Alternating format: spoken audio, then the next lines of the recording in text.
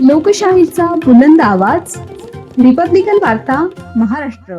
संत सेवालाल महाराज जयंती उत्साहात साजरी. समाज बांधवांनी लावली मोठ्या संख्येने हजेरी. बातमी खुलताबाद येथून. आज दिनांक 15 फेब्रुवारी रोजी खुलताबाद तालुक्यातील तिसगाव तांडा येथे श्री संत सेवालाल महाराज यांची 287वी जयंती उत्साहात साजरी करण्यात आली. या ठिकाणी सर्व तांड्यातील रहिवासी बांधवांनी घरोघरी भेटी दिल्या.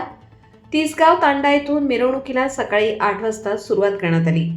मिरवणूक ही महाराष्ट्राचे माजी मुख्यमंत्री वसंतराव नाईक यांचा पुतळा उभारलेल्या चौकातून ते सेवालाल चौक, बाजार गल्ली मार्गे शंभूराजे चौक ते तिसगाव तांडा, हनुमान मंदिर, श्री गुरु नानक मंदिर अशी फेरी काढण्यात आली व समारोप हे संत सेवालाल महाराज मंदिर परिसरात झाले. यावेळी प्रमुख मान्यवरांची पुढील प्रमाणे उपस्थिती होती.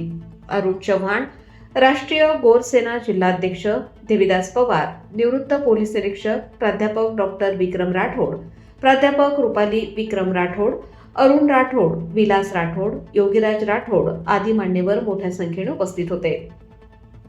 यावेळेस पारंपरिक वेशभूषेत महिलांनी विशेष लक्ष वेधून घेतले. संत सेवालाल महाराज की जय घोषणांनी तांडा परिसर दुमदुमले आणि भक्तिमय वातावरणात तल्लीन झाले.